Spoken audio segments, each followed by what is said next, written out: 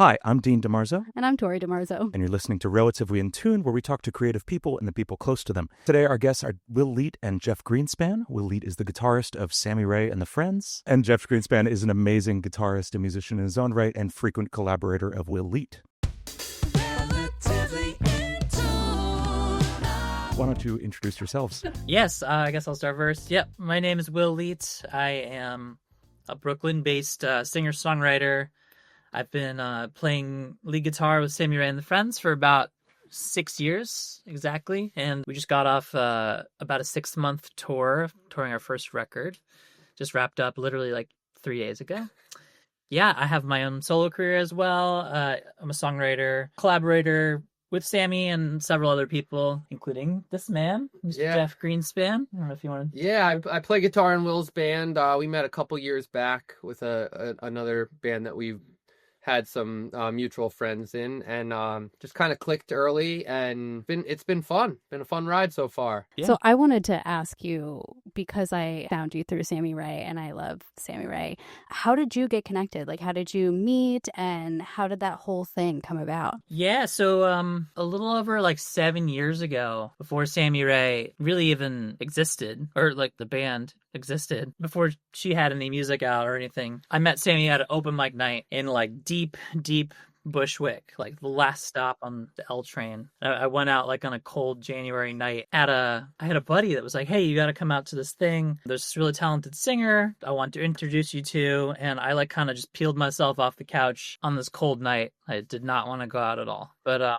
I'm so glad that I did, because I went out, and Sammy was actually playing with like a folk trio at the time. She was a member of a folk trio called Newcomers Club, and that's kind of similar to the music I make personally. Like I write a lot of music along those like folk rock lines. So we immediately had that kind of like, we realized like we like that kind of music, and we started just hanging out from there. And then I invited that band to do like a house show at my old apartment, and I like to think of that moment as kind of like a big bang kind of moment in our friends circle. And after that, Sammy and I became very close, and we started writing together. And within a year of that, she asked me to start sitting in on keys in the band, because they had a guitar player at the time, and I was just down to hang, and that was my introduction to the band. And that summer, before, she had just put out The Good Life, so the band started to get a little traction there. The rest is kind of history, I guess. I transitioned from keys to guitar middle of 2019, and I ended up just playing guitar ultimately, because that's like my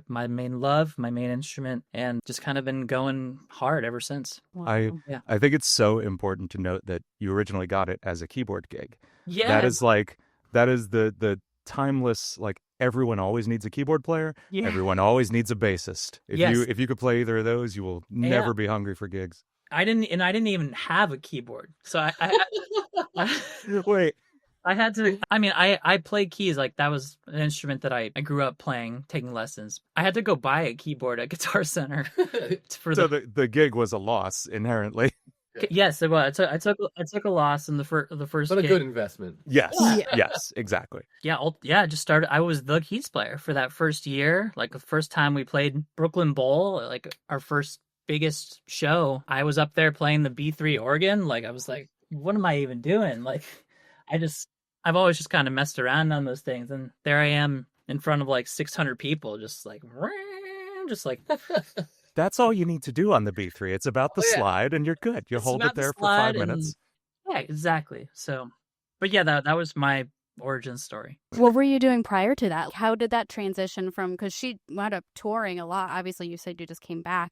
Yeah. Were you doing something prior full time where you had to kind of move things around to make it work? Yeah, no, I was never doing anything that wasn't flexible, I guess. I was teaching a lot of like kids music, actually. There's like a big kids music scene in New York where I met a lot of musicians, a lot of amazing musicians, like Seabass and Sammy Rae and the Friends came from that world. So I was kind of doing a lot of that, and a lot of that kind of also went away during the pandemic and like didn't really come back. So the timing of me becoming more of like a full full-time touring musician kind of coincided with that on the way out anyway. But I guess, yeah, I was doing a lot of kids music. I was performing solo, playing acoustic guitar in bars. I had my own original music too. Instant Treeline, right? Instant Treeline, yeah, that was that era about almost 10 years ago. So I was busy with that, but I was really still kind of figuring out how to do the music thing, how to be in a band, how to really like take things to the next level. And I guess I started playing with some cover bands too, one of which is where I met Jeff. We play in like a 90s cover band together sometimes. Oh, what kind of 90s stuff? Look at me. You name it. Everything you want to hear. Saved by the 90s is the band. Everything from Christina Aguilera to Limp Bizkit. So yeah, I was kind of doing like a hodgepodge of like different things between kids music and like random pickup cover gigs and wedding gigs, and I still do those gigs too, but I kind of transitioned to having Sammy Rae and the Friends be like my main thing. Man, the cover band gig teaches you everything about your instrument, about arrangements, about just how it all fits together. You get to see so many examples of just like the best arrangements that have ever been made. Oh yeah, 100%. I mean, before I played in a cover band, I was just playing acoustic solo in a bar, and I learned how to be in a band through playing in cover bands, and it took that to what I do with Sammy Rae. I know you'd collaborate on a lot of songwriting. How much of the like arrangement process are you involved in with the band? Because it's a big band. Yeah, so I think it's cool. It's cool to approach it with like the songwriter brain, because then we're there for like the inception of the song, and like I'm making some of the first demos in my own home studio with Sammy, and a lot of the stuff that I'm a part of, like I'll present in that way, because I kind of operate that way, like as a producer as well with my own stuff, so I can bring that to the table with writing for Sammy, and then we'll present it to the band, and from that point it becomes very collaborative. Like a lot of other members will contribute things that I wouldn't have thought of. And the other way too that it works is that Sammy just brings in a song that she wrote just by herself and brings that to the band, and it's like a totally from the ground up, the band is there. So it kind of works both ways. If I'm more involved as a songwriter, I have more of a hand in shaping the production, and then if she's more the sole songwriter, then it becomes more of like a ground up from the band, if that makes sense. Nice. I wanted to pivot for a moment. Can you talk a little bit about your friendship with Jeff and how you guys met and, what you collaborate on together? Yeah. Like you said, we started out in that band, say by the 90s, and there's a couple of guys in that band who were like saying, I think to both of us, like, oh, you gotta meet this dude, Will. Like, you guys are like saying to you, like, yo, you gotta meet this dude, Jeff. And I gotta shout out to Jimmy and Eric for pushing for me for a while. That's our bass and drummer. Yeah, in the Will's band, New York City Cowboys. So very appreciative for that. Yeah, we just have a very similar love of a lot of music that just kind of comes together at like a nice point. We both love classic rock and country and bluegrass and Americana, but also punk. And some cool like avenues, and it just, I don't know, it just makes sense, and it's just easy. Yeah, we kind of clicked right away, and yeah, to credit to our friends, like the drummer and bassist in my band, they were like, dude, we got to get Jeff in the band. They were on it. And about 4 years ago now, I think I called Jeff for the first time for my first a single release show for my album, first show post pandemic at Rockwood Music Hall. Rockwood, yeah. And I think from there, we just kind of, that felt like the lineup, like those four guys. And, yeah, for sure. And then, I mean, we share like an immense love for the Grateful Dead. Jeff's in a really cool Jersey-based cover band that's doing very, very cool things in Jersey City. They're really tearing up the scene there right now. There's a lot of Grateful Dead bands out there, but just doing what we can. So we have this common ground of that, but we also love folk and bluegrass music and country music, and we just mesh very well in that. And also with our combination with Jimmy and Eric, the other members of the band, I've played hundreds of shows with them. So when I jumped in to sit with them, it felt just like very natural. Yeah, that's a really good point. We had all played together in like different arrangements, but like not all at the same time. Yeah, and it was so seamless. Yeah, it was weird. You don't often have that. Sometimes you have people that like you gel with right away and that you are just meeting and you're like, oh, this is cool. But I don't know, there was just that, oh, he's played with him, and it just all like, it just felt, oh yeah, this is the band. This makes sense. It makes sense. If you work well with the bassist works well with Will, there's no reason you wouldn't all fit. Yeah, totally. And I think having Jeff join the band was the first time where I kind of shared like the lead guitar duties, or like kind of pivoted from what I'd normally do with, Sammy Rae and the Friends, or even I was doing a lot of like trio stuff before with my bass and drummer. And this was the first time I had another very talented guitarist kind of take that role. So I kind of stepped more into like the front man role and delivering the lyrics. And I found like such a great sense of freedom on stage from that I knew that I didn't have to hit every chord on the guitar. I could just, it kind of made everything like beautifully like loose in a way. Yeah. Because the rest of the guys in the band are just such pros that like it kind of invented this whole like level of just like looseness and like playfulness within the band. And it's just like a really fun band to play in. Yeah. Well, I think Eric and Jimmy are very tight musicians. Not saying that we're not, but we have that improvisational like kind of things. They're holding it down where we can just kind of like float around. Yeah. They're like driving the train like they're like Berkeley guys. Yeah. And they're so tight. I went to Towson, And Jeff and I are like, let's just play the same song for like 10 minutes. Yeah. And see what happens. And it works. I feel like that's a thing that happens in folk a lot. It's kind of just like a, pretty jammy. Yeah. Yeah, totally. Yeah. So and it keeps it interesting and it keeps it fun and you can get to new places and somebody can steer the ship a little differently and feel like, while being respectful to the song, like we can just give it new avenues to hit down. So that's kind of a little our backstory. Yeah. Nice. Is this the band that played on Comeback Roses? That was just before Jeff kind of joined up. So the band that you hear is Jimmy and Eric, like the rhythm section that we're talking about, bass and drums. And you were playing keys? And I played all the keys on that record. And we had James Quinlan and Seabass Chiriboga from Sammy Rae and the Friends play on a couple songs of that as well. And kind of had a bunch of other odd musicians. Like we had a fiddle player come in, a banjo player. And I kind of stretched my network far and wide for that. But that was kind of just before Jeff and I like started playing together. Yeah. How do you juggle having two bands and traveling with Sammy so often? How do you manage that? Yeah.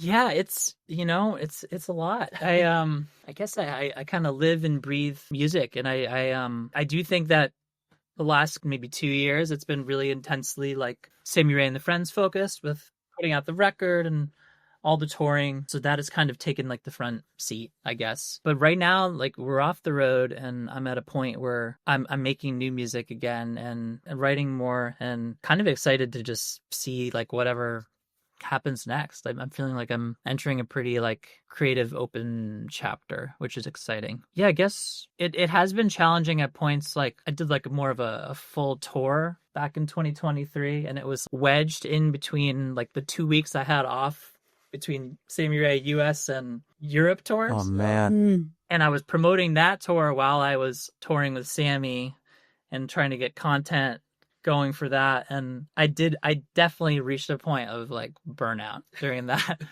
And things have definitely slowed down a little for my own band since then, like as far as touring and playing out live. So I guess it is challenging, but I'm in a period now. It's like an ebb and flow where I'm very excited about just making new stuff.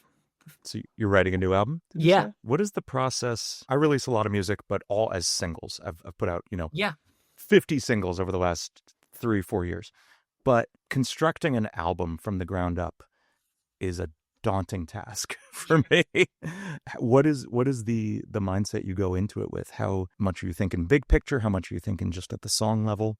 Totally, yeah. I think for me it starts more at the song level, just writing as much as you can and kind of connecting the dots later. And it might be the kind of thing where maybe it's ultimately an EP or like 2 EPs of like 2 different types of vibes. But I think it starts at I'm still in a place where it starts at the song level and I haven't really approached like concept album territory yet. Yeah. But for me, I am in the business of just trying to write as many songs as possible with as many different people as possible right now and just kind of see what is the most exciting. I'm curious. When I write songs, I'd say I throw out like 5 songs for every one I actually take to the point of release. Mm-hmm. Is that a shared experience for you? Do you find you kill a lot of your darlings in the process? What do you think? Definitely. I don't know if it's like a like a 1-in-5 ratio so much, but there's so many songs that, you know, sometimes there's songs that just don't get finished too. Like there's I have a great A section, but I can't really think of a B section.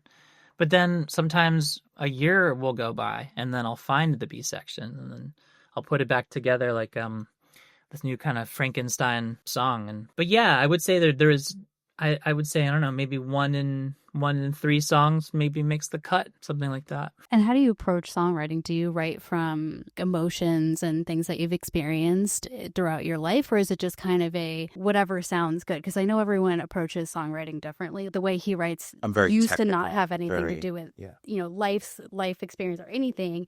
Like, what would you say, especially coming from folk and country, which usually is very from the heart? How do you approach writing? Yeah, I think there's like a lot of different ways. I mean, like the most basic rudimentary way could just be maybe I like the sound of certain vowels. Like this is like a Neil Young kind of thing, where like you're humming something and you just the words kind of come out of like just the actual vowels. Like that's one way. Another way is writing from like a title first, which I think is a really cool. That's like kind of a country thing. Yeah. So when you have a title, like I have a song called Louisiana Goodbye, like that was the title first. It's good. And it's one of my favorite songs that I've ever written. And so there's that way. And then there's writing from your own like stream of consciousness, something that you're feeling, you're going through, could just be like a sentence or two, and then you elaborate on that. And then there's writing from like a character standpoint too, when it's you're imagining somebody that's not you and completely different than you, and there's freedom in that too. Creating stories. I love that. But then I always find pieces of myself and my own experience when I'm doing that too. And like I find that maybe that unearths things that I wouldn't have immediately thought of for myself if I'm thinking outside the box. Jeff, what about you? Do you write songs? Yeah, I do.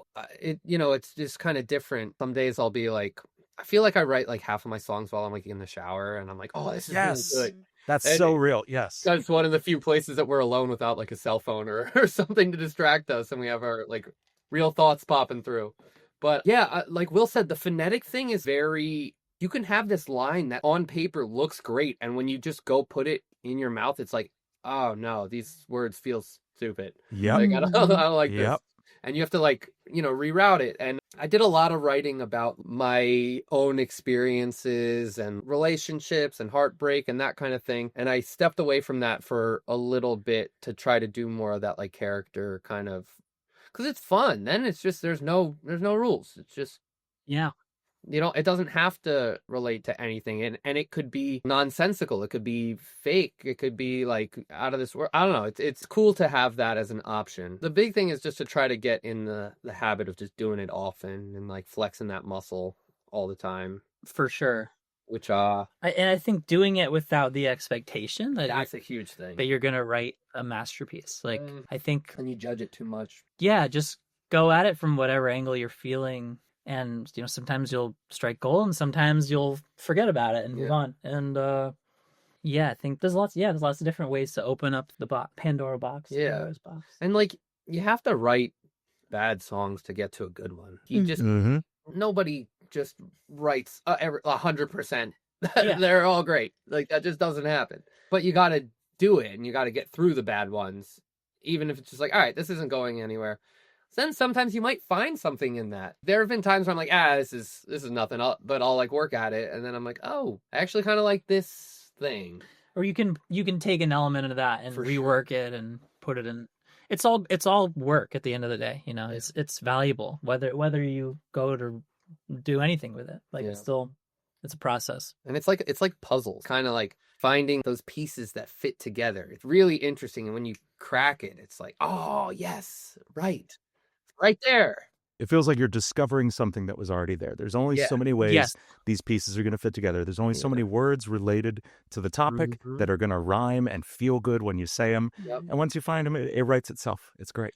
Yeah, I resonate with that so much. Like sometimes you're just fumbling around in the dark, like looking for a light switch, and when it hits, like it that feeling is just the greatest feeling in the world. The feeling that you created something out of nothing. That feels like my life's purpose is to just be in that zone. And I believe that these songs exist somewhere. We just have to transmit it in, and like Totally. they're out there. It's just if you're, paying attention and around. Yeah, it's about like getting better at harnessing them. Yeah. I mean, did you guys read the Rick Rubin creativity book? I see Jeff. It's nodding. on my list. It's great. That's the whole philosophy of it. It's just like they're out there. You just gotta flex the muscle and just it's great. I'll lend you my copy. Yeah. It's a good read. There's one really weird paragraph where he wills his appendicitis away, but other than that, it's a great read. Hey, I'm into that. That's fine. Manifest it away. Didn't work for Dean. Did not. I had to have. I'm taking that. Still had to come Right. out. Rick. You should write him a letter. Yes. Like, great book, but Strong word. I did have appendicitis. Here's the medical bill. Yeah. Can you tell me like a crazy, fun, random story about your friendship? A crazy, fun, random story about our friendship. I mean, my mind immediately goes to the tour when we were having to yell at other members in our group to get in the car. This is a good story. We did like a five night really intense tour, fall of 2023, in between those two Sammy Rae tours. And we teamed up with this like straight ahead kind of, how would you describe them? A rock band, dude. Yeah, just like a rock band. Modern day. They're like today's Strokes. Sure. This band called Pan Arcadia. They're awesome. Oh, very awesome. I tried to have them on the podcast at some point. I was talking to them, right. and yeah. They're wonderful people and great musicians. Yeah, but they're all like it feels like they're a generation younger than us. Yes. They're a like lot of them are. Yeah. I'm noticing they're that. 24, Yeah, and we're 33, so it's like same. Yeah, so you get it. So Yep. Yeah. they're still in that phase, or at least they were then. They were in that like party hard like every night kind of thing. Which is what I was doing when I was 23. Yes. So it was it was funny to just like cut costs. We all shared one big Sprinter van together. So it was like my band of 4 people, and then there was 6 of them, plus a photographer, plus somebody's girlfriend. Yeah. Oh, plus this videographer who was guy. who was that guy? Definitely the most problematic. Yeah. Oh, no. The wild card. Again, all good dudes, but he was a wild card for sure. But yeah, we're going out on this 5-night thing between Boston to DC. It's basically the routing. And I don't know, was there a moment for you where it just felt like way too crazy? We were on some highway, like in dead stop traffic, and one of them like just gets out of the van with like a bottle of Jack, like walking around on the shoulder, and we were like, dude, get in the car, stop it. Oh boy. He was like, rock and roll. No, he wasn't, but No. The road was completely blocked. There was the car didn't move for like half an hour. But so they were getting out and just kind of messing around, and this is not a good look. Like just No. bottle of Jack outside of the van. Hey, man, we're tired. We're driving back to New York In the break, like we just don't want to deal with hanging out in the breakdown lane. Like there's cops. Oh my periodically God. whizzing by. Looking back, it was fun though. Yeah. Oh no. Funny to but it was definitely a wild tour, and but it's still, I think it, not just that moment, but that just did a lot to like solidify the band, and like we got like so tight. That was really cool for us. It was the first time we had played like 4 or 5 shows in a row like that, and it's nice when you just get better after each show. You're like, oh yeah, it's like we kind of found like a new sound almost. Yeah. It was really cool. We were like very much in like a groove. I just remembered a weird thing from that story, from that DC show. Oh yeah, you should tell them that. I don't know how much I may have indulged in some psychedelic substances on one of the nights, and we were about to jump on stage. Well, you shared them with all. Oh yeah. So all 4 of us actually indulged. Very, minor. Yeah. But they were like, all right, now up, Will Leet and the New York City Cowboys. And like right before that, seconds before that, and it's like kicking in. I get a phone call from a random New Jersey number. I live in Jersey. And I was like, I don't know why, but I feel like I should answer this. And I picked it up, and it turned out it was my neighbor. And he's like, hey, is this Jeff? And I'm like, yeah, what's up, man? And he was like, yo, just a heads up, your car's on fire. And I was like, what? I was like, okay. And I was like, is it actively on fire? He's like, no, I put it out. And he's like, okay, cool. I have to be on stage in 8 seconds. It's out. And he was like, yep. And I was like, great. Thank you. Bye. So in that headspace, I had to go play a show. And I think we did a great job. Oh my God. Yeah. We sounded great that night. Yeah. Wow. Did you find out why it Yeah. was on fire? I have my theories. I'm going to keep them to myself, Oh. but I have my theories. Right. I have my theories. Isn't it like leaves or something? Well, it was just interesting that he was on the scene so fast. You know? No, he's a great guy. We stayed there. But So yeah, that was interesting. But then you rose to the occasion. It was, Yeah. it I was didn't have any other choice. yeah. No, it was like, all right, like we're here in DC. That's 4 hours away. Let's just What play could a you good, do? What let's could play you a good even do? set. And Yeah. like, And that's my hometown, so like I had a bunch of family and friends there, and I was like, well, I gotta do well for them. yeah, Yeah. That's good. That's hard to get news right before you go on stage. Like, there's been Yep. times when we've performed, because we do like little acoustic things, and like we're all getting like a phone call, like, "Oh, hey, grandma just went to the hospital." I'm like, "Great, okay." Like now I yeah. have to like focus, Yeah. and Yeah. but it works out. Yeah. It was a weird one. Yeah.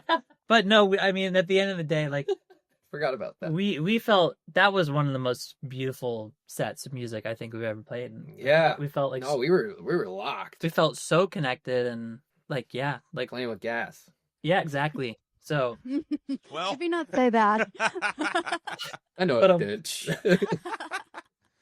yeah, So that is the So- best feeling when everything locks in. Yeah. That's yeah, good. it was just nice. And it was a cool room too. DC9, right? yeah. It's a great little bar, DC, kind of like a corner stage. Very like just rock and roll, kind of divey. DC's always had a good musical history, and yeah, it was nice to get back there and play back home. Yeah. I want to know more about the musical influences, because once you said like you guys have country music, Americana in common, I hear so much of that in your songwriting. Where exactly is that coming from? Man, I mean, I guess I kind of grew up on like classic rock and stuff, like Beatles, Pink Floyd, Grateful Dead, and then I think I don't know, somewhere around 10 years ago, I kind of fell in love with that southern kind of sound, like the twang, and yeah, I kind of went in like a deep dive of like classic country music, anything from Johnny Cash to Patsy Cline, Willie Nelson, all these greats. And there was something about that flavor that I really resonated with. So a So lot of that music that we both grew up on, there's so much country in the Beatles. oh yeah.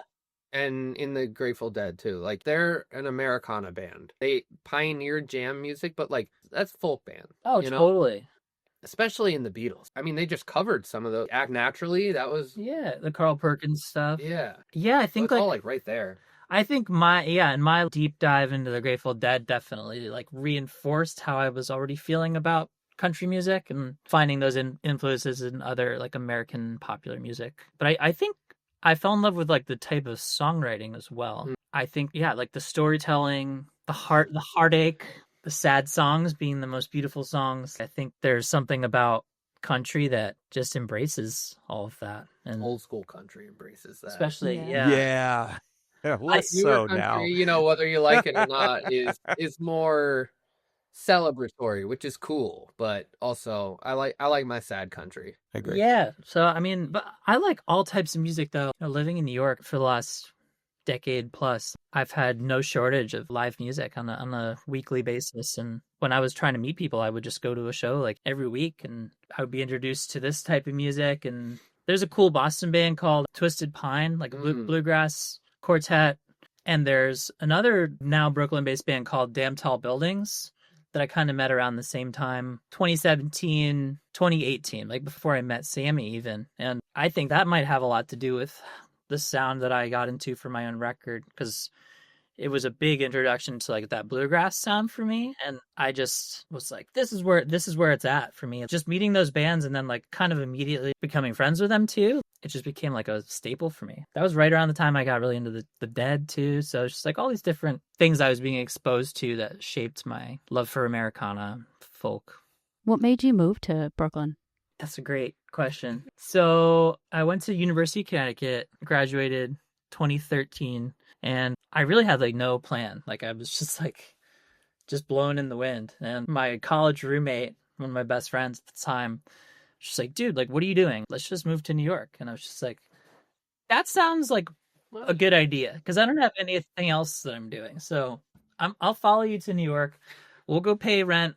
We'll go pay $500 to live in a shoebox, and I don't care because I'm 22. And that was like a total kind of free spirited thing. Once I got down here, I realized that there was actually a path to becoming a musician and an artist that was not clear to me when I was living in a bubble in Connecticut and, studying business in college. It was very much like kind of a one-track minded thing. And all these guys were talking about all the jobs they were getting interviewed for, and like none of that really resonated with me.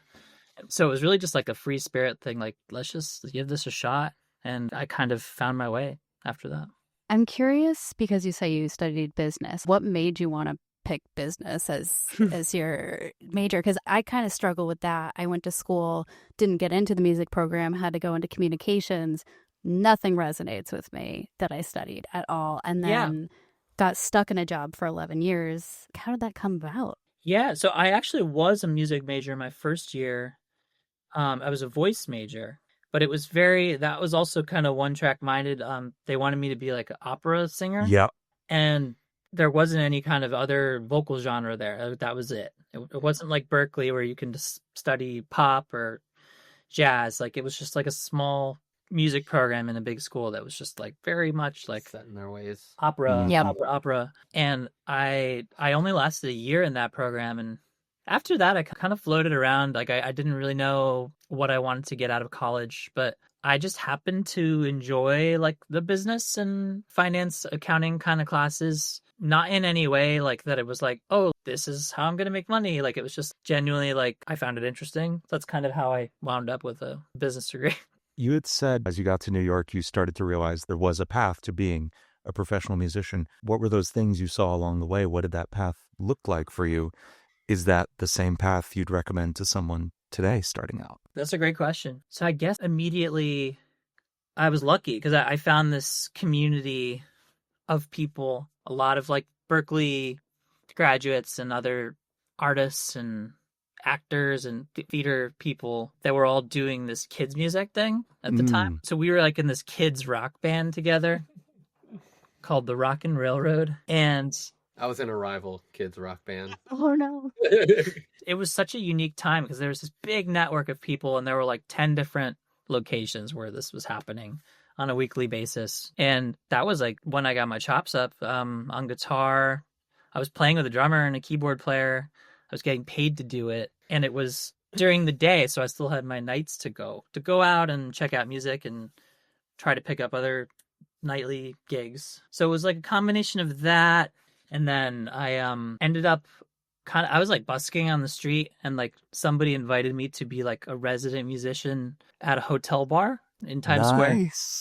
So that turned into 3 nights a week, like just solo acoustic. That's where I learned how to like play for an audience, and I really got my chops up on guitar and singing and learning how to read a room. And it was just kind of this incubator of between that and the kids thing that just, it made me feel like it was actually all possible. So I don't know if like that's my story, but I don't know if there's really any one way that you can get into it. But I think what I would stress is just finding your community. I owe everything I do to the people that I've met in the city. And I just think that's everything. It's such a networking game. It's such a community-based game. It's a big city, but we all take care of each other here.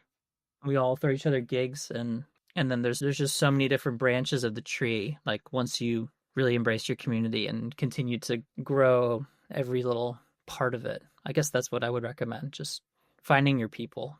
What you said about, community, throwing each other gigs and everything, I think that's the single most important thing is like get to know everyone, be cool to hang out with, because they're not going to throw gigs to someone who sucks, no matter how good they are at their music. And then be able to say yes to those gigs. You were the person who could play keyboard when Sammy Rae needed a keyboardist.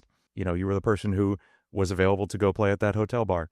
It's just being ready and present and able to do the gig.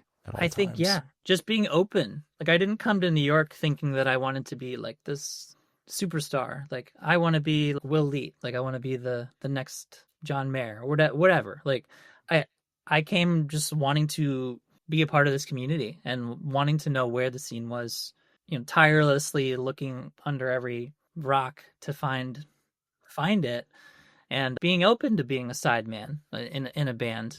Just saying yes, I think, is a lot of it. Like, to a point, and then one day you get to a point where you have to learn not to say yes. But in the beginning, just like, It's the hardest turnaround. yeah, It's a real hard change. Yeah. in the beginning, just being open. Like, sure, I'll go play this child's birthday and I'll dress up as Spider-Man. I didn't actually do that, but I was gonna say, did you? Because that's awesome. So you would have I would have. for the right price, man. Yeah, Yes. so many random things. Like, yeah, Do you have anything you want to promote coming up? for me, gosh, yeah, like I said, I'm like kind of in a moment of creating right now. I have one single that's almost done, but I kind of want to finish the others before I roll the whole thing out. Yeah. So I don't really have anything concrete date-wise or anything yet. We're looking at maybe playing Brooklyn Bowl this summer as the Nice. New York City Cowboys. So look out for that. That's TBD. We don't know the exact details yet. I don't know. Do you have anything you want to promote? Well, just our Instagrams. Always good to stay in touch. At Will Leet. Yeah. At Jeff Greenspan. At Jeff Greenspan. That's how it is. At Jeff Greenspan. Yeah. I thought I was really, really smart. Jeff. It's What? brilliant. When usernames first came around, it's been nothing short of a pain to describe to people. But nobody else had it. I'll never So, forget that though. That's great. Yeah, and my dead band Strangers Stopping Strangers, we're playing White Eagle Hall in Jersey City on May 16th. If y'all got any heads out there, it's gonna be a fun time. Shake them bones. Will sat in with us last year? Yeah. Yeah, that was a Jersey? good show. Yeah. Yeah, those guys are killing. Thanks, man. Really high energy, unique approach to the Grateful Dead. Yeah.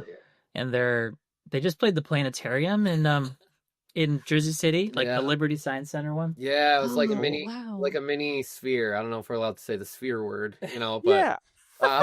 It looked like the real thing. it was wild. Just like 1/15 of the size. With but- like projection on the inside of it. yeah, and everything? of the whole. Oh, that's amazing. It was radical. Yeah, we had a bunch of fun, and we're all goofy boys, and we dressed up in like astronaut suits, and yeah, it was fun. The keyboardist from that band also plays in the Cowboys with Will Martin. Oh, nice. He's great. So yeah, it was fun. Thank you so much to Will and Jeff for joining us. Check out Will Leet and the New York City Cowboys, and of course, Sammy Rae and the Friends. Thank you all for listening. If you like this, you can find more at Relatively In Tune Pod. Leave us a 5-star review on Apple Music or Apple Podcasts, whatever it is now. I've been Dean DeMarzo. And I'm Tori DeMarzo. This is Relatively In Tune. Thank you so much for listening. We'll see you next time.